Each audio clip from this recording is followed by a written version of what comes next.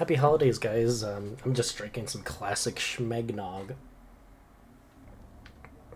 Why is it so thick? I can't wait to watch classics like Home Alone, Polar Express, not that one, the guy's a dick, and Sure You're a Masochist, 8 Crazy Nights. I'm just gonna say it right off the bat, this may be one of the worst holiday movies I've ever seen. Like, I remember this when I was little and I was aware that it was bad, but I forgot just how mean and straight up disgusting this movie can get. From the same animators who worked on Iron fucking Giant, which Jesus Christ, I just feel so sorry for them going from one failure to another. But at least the Iron Giant can say that they failed financially and not with, critics and people. The only people that can actually see watching this is maybe people who think that White Chicks is the funniest shit in the world, which those people scare me. And it's pretty sad that whenever I look at the Rotten Tomatoes, I don't know if these people are being genuine with their 5-star reviews, or if it's just people shit posting. Yet again, proud of the White Chicks crowd. But here comes a movie where every single person is an unlikable asshole. You have Adam Sandler's self-insert OC, Davey, who hates the festive seasons because both of his parents died around the same time. So he gets drunk and vandalizes property. But an older guy called Whitey wants to prove to the town that he can change him within 8 days, which would be understandable for an asshole character to have a story like that to show that there was some sort of grief that made him into the unlikable jerk that he is. It sounds good on paper to have a reasonable but overall asshole-ish character learn to be a better person, but if it's in the hands of Adam Sandler, he'll fuck up that promising idea. Instead of being a sympathetic character, the main character comes off as extremely ugly and downright vicious with how he treats the people around him. He comes off more like a villain than anything, like exposing people's wigs, insulting the people around him, treating everyone like they're a fucking idiot. He takes advantage of the love interest's divorce. What's the nice things that he's done? He called out the town for being mean towards Whitey even though he was mean towards Whitey, and he's acting like all the actions in the movie that happened previous to that moment just didn't happen. So yeah, he's not really an enjoyable main character. And even though the movie really tries to sympathize with him, there's just no way for me to actually feel sorry about a character who has next to no redeeming qualities about them, and for the movie to act like all these actions are justified is completely baffling to me. I can personally relate to the main character having anger problems. I had them when I was little, like smashing my head against a brick wall until I gave myself a concussion amount of anger problems. But I wasn't actively going out of my way to hurt people. I hated myself, and I hated the fact that I directed that towards people that had nothing to do with how I was feeling. I had to face half of my life in therapy to face the past and to face my own problems. I don't want this to come off as a victim blaming statement. Of course this doesn't apply to everyone that has mental problems, but I have had family members who take advantage over time of a traumatic event and use it as a scapegoat to be neglectful and narcissistic towards other people, as if they're entitled to act in this sort of spiteful, malicious way, which reminds me of how the main character treats his anger and depression. But I feel like you cannot use a painful event in your life to excuse your terrible actions. So from my own personal experience with anger problems and family members acting in a similar way that he does, I think that it's extremely weird to act like that this sort of behavior is excusable when it straight up isn't. There's a difference between grieving and using that event as a scapegoat to do terrible shit. I just feel like that's an excuse for the character to keep on enabling his toxic behavior, instead of,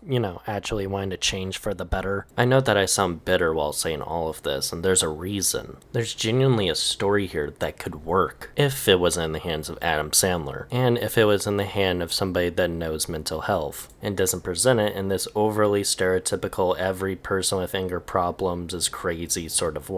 Wait a minute, didn't Adam Sandler make a movie like this? Wait, it all makes sense now, he just doesn't understand mental health. But anyways, despite him being a terrible person, how does he act with other characters? He is completely mean towards the Whitey character to where he leaves him out to freeze, constantly mocks him, he's ableist towards his disabilities, and he bullies him even when he's actively trying to help him. Which leads me to Whitey. Despite him having a welcoming tone that is admittedly annoying, he is kind of a pathetic person by trying to help out someone just so the town can notice him. It's like this fake artificial kindness where he's only doing it because he knows that he's getting something at least out of this person who is obviously grieving. He gets so bad that he openly talked about Davy's parents dying in front of him when he had said repeatedly that he didn't want to hear it, but Whitey just kept on going because his sister didn't hear it before. To openly do that against the consent of him not wanting to relive that experience is almost as bad as the stuff that Davy does. The whole town gets on my nerves as well. They all treat both of them equally like shit. I mean, it's understandable for them to act like that towards Davy, but towards Whitey? What the fuck did Whitey ever do? And then there's Eleanor, which, Jesus Christ, her voice is so annoying. I've always heard the same repeated points that Whitey is annoying, which, yep, I can see that. At least Whitey isn't doing pervy shit. I did not remember this while watching it when I was little, but I hate the amount of fetish stuff in this movie. You have overly detailed shit, snot, burping, farting, 3-tit fetish. Do not watch the movie at 55 minutes and 6 seconds. Do I need to go on after saying that? There's already a bunch of fetish content for children's shows out there. So why the fuck do you want to be added to that list? Just to let all of you know, I had to download all of those clips to my computer, so fuck every single last one of you. Let's move on to the music in this musical. It mainly sucks. There's some songs that actually sound good starting off, and then eventually they just get ruined by Adam Sandler's bullshit. There's a touching flashback song. Nope, have it interrupted by Whitey, by him just going, "Wah!" It's like that for every single song, where it's almost good, but then Adam Sandler just fucking ruins it. Adam Sandler is completely serviceable when it comes to joke singing, but as an actual singer, he just sucks. It sounds like most of the time he's just talking and not really singing, and most of the songs just feel extremely pointless. To have the audacity to sell the soundtrack on a CD and a vinyl, it's baffling when the singer sounds like somebody singing in the shower. If I make fun of your crazy feeties or give sugar cookies to Miss Diabetes, that's not only a technical foul.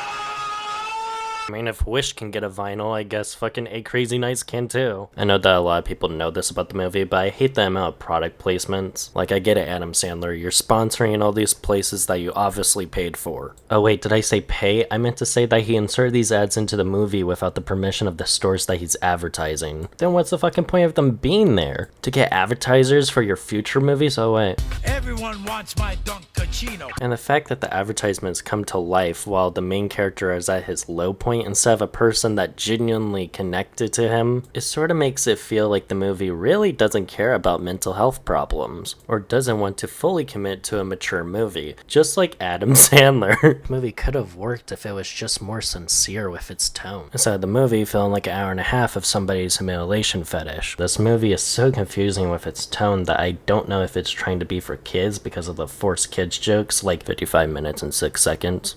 And the constant censoring of words, but then it's also for adults because the movie has constant swearing in it and the jokes are oriented towards adults. It's an identity crisis of a movie that wants to appeal to everyone, but in reality it appeals to no one. It's sad because the conception of this movie was actually genuine. Adam Sandler wanted to create a Hanukkah movie for Jewish children to grow up with. You don't really see any movies that are centered around Hanukkah, which I have to admit is very commendable, but this movie unfortunately has the opposite effect of what it was trying to achieve. Instead of being a genuinely good Hanukkah movie that children around the world can watch every Hanukkah, it is instead one of the only big budgeted Hanukkah movies, and it's complete dog shit. Or should I say deer shit? Subtle foreshadowing. With the holiday season being dominated by Christmas movies, why can't we get more diversity when it comes to those holiday movies? Why does it have to be exclusively Christmas? So when it came to the goal of why this movie was made, I can respect it even though this movie barely qualifies as a Hanukkah movie. It's shown more in the background or in passing shots, but it's not really critical to the story itself. So if Adam Sandler was so hell-bent on making this Hanukkah-centered movie, then why isn't it prominent within the story itself? It feels like an afterthought rather than a main goal that the movie wanted to achieve.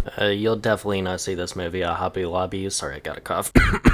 Damn, I don't know what came over me. And the finishing blow to my complaints is that this movie has to be one of the most dated movies I've ever seen. Think of anything from a conservative stand-up show that has been regurgitating the same bigoted punchlines for decades, and it's in this movie. There's transphobia jokes, there's homophobic jokes, there's sexism, there's ableist jokes that make fun of Whitey's seizures as a running punchline, or the fact that he limps because his feet are different sizes. There's fat jokes. There's a joke from Whitey's sister that she thinks that Davy is gonna rape him. Eleanor, that's Davy Stone, my new partner. The criminal? Did he force you to bring him here so he could molest molest you? The fuck, why would you write that? And then there's Rob Schneider doing a racist ass Asian accent. Oh, Rob Schneider, how can I be mad at surviving off of that seat of Adam Sandler, narcissist, bigoted, conservative, grifter, horrible father pretending to be other races, Rob Schneider? It's amazing that somebody can have everything, yet nothing at the same time. Vibe of this movie is like a generic Hallmark movie, but if it was infused with that one family member that you don't like because they make you uncomfortable with their jokes, and then you make a joke and then they're just like, well, it's not a joke about being my wife, so it's not funny. The only thing that was appealing in this movie was the animation, which is both a pro and a really annoying con, because I really enjoy the animation, but it makes me so pissed off that this quality of animation is wasted on a movie that has a Dollar Tree movie level script to it. If the script was severely improved upon, I can genuinely see this movie being up there as one of the certified classics like Klaus and The Nightmare Before Christmas. But sadly, the movie suffers because of it. This movie is just filled with unneeded anger and spite. It's honestly impressive with how much this movie goes out of its way to make itself as mean and miserable as possible. And for this movie to disguise bullying as charming just makes the person writing it look like a bigger asshole. And you know what's a good message to send to young adults and also the kids in the audience? That you can get off scot-free by doing terrible shit and still get the girl. Great message, movie. Which the love interest was such a non-character that I honestly forgot to put her in the script. I would give it a 1, but I feel like the animation is at least good to look at when the animators aren't getting a little bit too freaky with the fluids in this movie. So I'll be giving this movie a 2 out of 10. This movie is so bad that just calling it a Hanukkah movie should be anti-Semitic. Anyway, subscribe if you want to, like if you want to, even comment if you want to. I don't care, you do you, and have a good day.